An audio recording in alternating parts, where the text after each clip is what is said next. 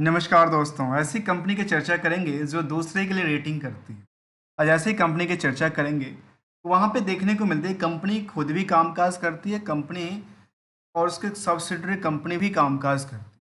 और ये देखा गया कंपनी को लेकर के हम कुछ पहले फाइनेंशियल एस्पेक्ट से चर्चा करते हैं। तो वहाँ कहते हैं कि वायो वाई में इनके स्टैंडअलोन डेटा हिसाब से इनके खुद का जो कारोबार है उसमें करीब करीब 16% की जंप करती है और ईबिटा में करीब 10% की उछाल के साथ प्रॉफिट आफ्टर टैक्स के करीब करीब 11% की जंप देखने को मिलता है। यदि ओवरऑल इनकी बिजनेस की तरफ देखा जाए तो ये कहती है जो हमारे पास वायो वाई में 19% के आसपास की उछाल आई थी इसमें रिवेन्यू के अंदर, जबकि ईबिटा के अंदर करीब करीब 22% की उछाल आई। और उतना ही नहीं, यदि हम प्रॉफिट आफ्टर टैक्स की बात करें तो उसमें थोड़ा सा कंपैरिजन टू द इनके स्टैंडअलोन डेटा से काफ़ी अच्छा पोजीशन देखने को मिला है। चाहे हम किसी भी फैक्टर से देखा जाए, चाहे इनकी स्टैंडअलोन डेटा हो या कंसोलिडेट डेटा हो, कंसोलिडेट डेटा इज हमेशा is percentage higher to higher हमेशा देखने को मिलता है। चलिए, इसी तरह के स्टॉक को हम चरण में समझने के प्रयास करेंगे आज की लर्निंग में, जहां हमने ये भी देखा कि इनकी यदि हम वैल्यूशन की तरफ चलें और वैल्यूशन हमारे पास निकल के आती है कि इनका टोटल ऑपरेशन के हिसाब से वाई वाई में 16% से लेकर के, और ये कुछ आंकड़ा कहता है। ऐसे स्टैंडअलोन के हिसाब से कंसोलिडेट डेटा भी इसी आंकड़ा से कहता नजर आता है। तो चलिए, आज की लर्निंग हम इसी से स्टार्ट करेंगे, जहाँ पे कंपनी के सेगमेंट वाइज की बात करें तो दो सेगमेंट में कंपनी कामकाज करती है। एक है रेटिंग बिजनेस और दूसरा है नॉन रेटिंग बिजनेस। रेटिंग का मतलब क्या है? ये अलग अलग कंपनियों के लिए फाइनेंशियल प्रोडक्टिविटी को लेकर के रेटिंग्स देती है, चाहे वो मैन्युफैक्चरिंग यूनिट हो, चाहे वो फाइनेंशियल सर्विसेज वाली हो, या फिर बॉन्ड्स इशू करने वाली कंपनी हो, और फिर डेट्स को लेकर के कंपनी का सारी कामकाज देखने और नजर आती है। यहाँ पे इन्होंने ये डेटा दिया कि हमारे पास ये कुछ था, ब्रेक ऑफ जो सेगमेंट वाले उन्होंने कामकाज किया उसके हिसाब से उन्होंने डेटा दिया। इसके अलावा की बात में हम बात करने वाले हैं आज केयर रेटिंग लिमिटेड को लेकर के, जो एक बड़ी संस्था है और बड़ी कंपनी है इसको कह सकते हैं, और बड़ी कंपनी का जो अहमियत है वो आप सब जानते होंगे। तो चलिए आज जानने के प्रयास करें इसी कंपनी को लेकर के, जहाँ पे ये कहती है तो हमारे पास ग्रुप्स के अंदर क्या क्या काम करती है। 100% एडवाइजरी सर्विस देती है, एक कंपनी इनके पास है जिनका काम 100% होल्डिंग में, इनके पास सब्सिडरी में देखा है तो करीब करीब 6-7 कंपनी निकल के आती है, जिसमें कुछ कंपनियां 100% की होल्डिंग में है, कुछ कंपनी में थोड़ा सा होल्डिंग की पोजीशन कम देखने को मिला है कंपेरिजन टू द। चलिए ओवरऑल पॉइंट पर चलते हैं, समझने के प्रयास करेंगे कंपनी को लेकर के क्या कहती है। तो कंपनी रिसेंटली देखने को मिला, जो कंपनी कहती है, जो हमने आईएफएल को फाइनेंस लिमिटेड को लेकर के अभी रेटिंग किया था, इनका काम ही रेटिंग का है। इनका काम ही क्या है? रेटिंग का लेकर के, रेटिंग उन्होंने फाइनेंशियल को देखा। अब समझने के प्रयास करते हैं इसकी मार्केट की स्ट्रेटजी को लेकर के आखिर क्या कहता है।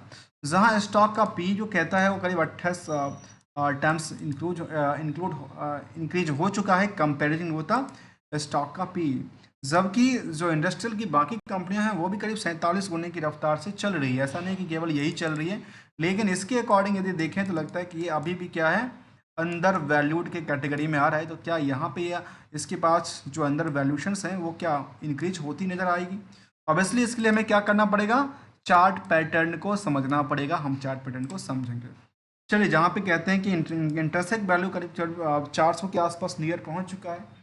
आर की बात करें तो 20%, आर की बात करें 14% के आसपास का, फेस वैल्यू 10 की अकॉर्डिंग देखा जाए तो कह सकते हैं कि करीब करीब 300% से ज़्यादा का, 300 350% के आसपास की उछाल देखने को मिली है। अर्निंग पर शेयर करती है ये, और डिविडेंड का ट्रैक रिकॉर्ड भी करीब 2% के आसपास निकल के आती है। नियरली की बात करूँ तो प्रमोटर्स कोई है नहीं कंपनी को लेकर के, क्योंकि सारे के सारे फाइनेंशियल जो कंपनीज हैं वो उनको प्रमोट करते हैं नज़र आते हैं।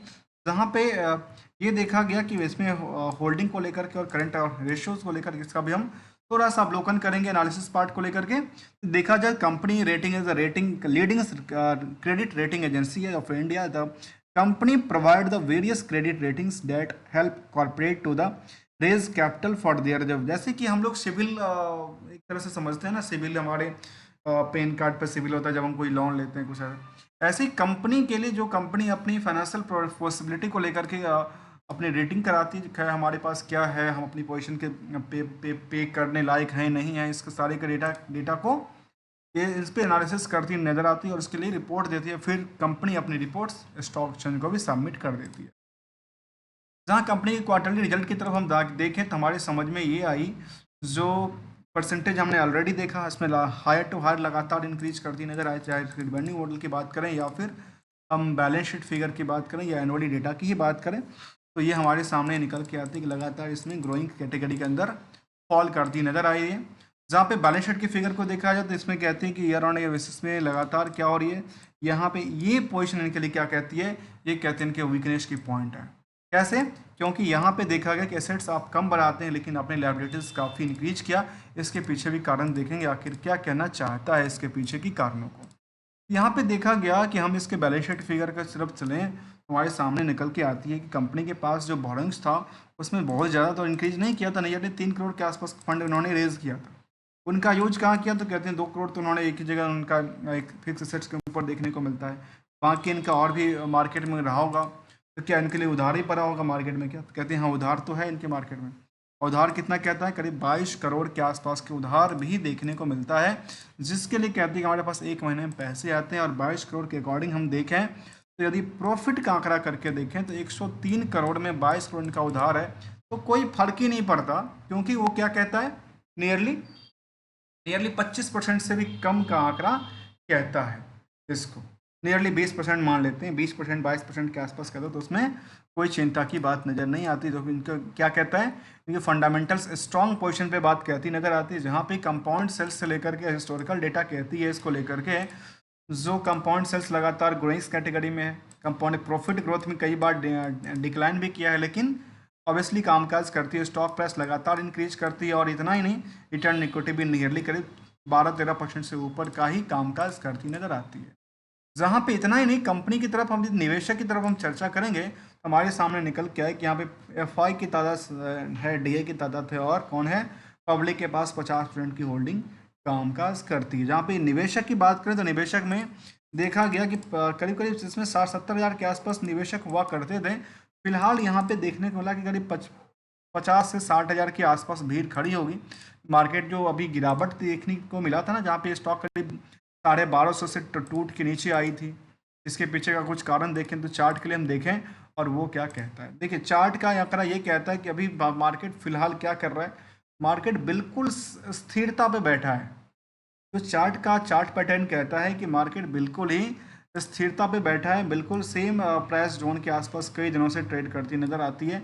और यहाँ से कुछ हलचल होती है तो मार्केट में क्या होगी, शायद यहाँ से कुछ बड़ी हलचल की संभावना होती है, जब मार्केट क्या करती है, सेम प्राइस जोन रेंज में ट्रेड करती नज़र आए।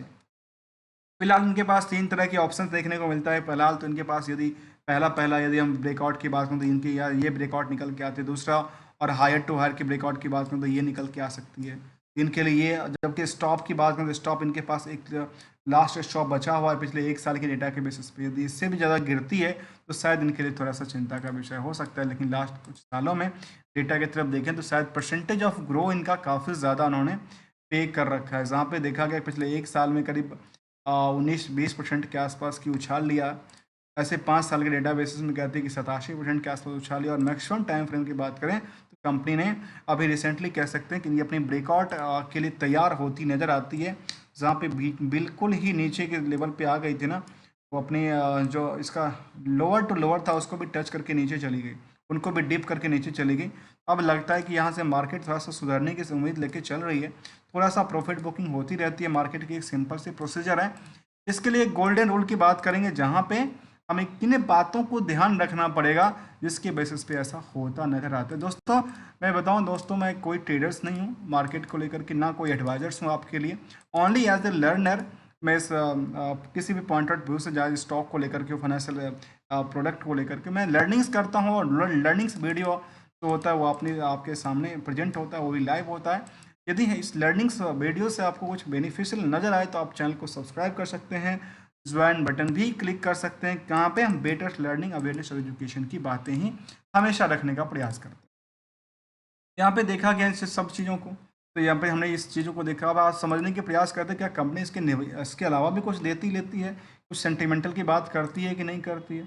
यहाँ पे देखा गया पूरे के पूरे साल के डेटा को देखें, पूरे के पूरे साल में वॉल्यूम कब आती है, वॉल्यूम हमें एक इंटरेस्ट को इंटरेस्ट दिखाता है। वॉल्यूम नहीं थी मार्केट में, लेकिन मार्केट क्या थी, सस्टेन कर रही है।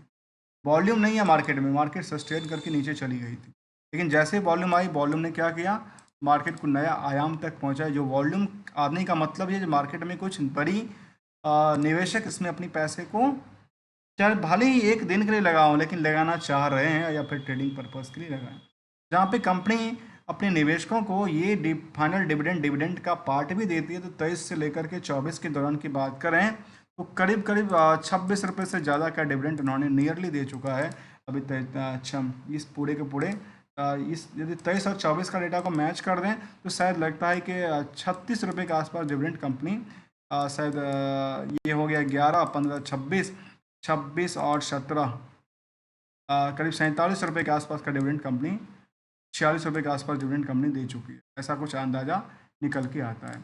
ये हमने एक पॉइंट समझने का प्रयास किया कंपनी को लेकर के। और दोस्तों इसमें जो गोल्डन रूल की तरफ हम समझेंगे वो ये कहता है, गोल्डन रूल जब भी हम चार्ट को देखते हैं ना, गोल्डन रूल ये समझ में तब आती है जब आप मान लेते हैं यहाँ पे अपने इस पर्पज से लिया जो अच्छा हमारे लिए क्या होगा, बेनिफिशियरी होगा। जिन लोगों ने यहाँ पे लिया उनके लिए क्या होना चाहिए, और जिन लोगों ने यहाँ पे लिया उनके लिए क्या होना चाहिए। दो ही एस्पेक्ट को चर्चा करना चाहिए, एक यहाँ पे और एक यहाँ पे।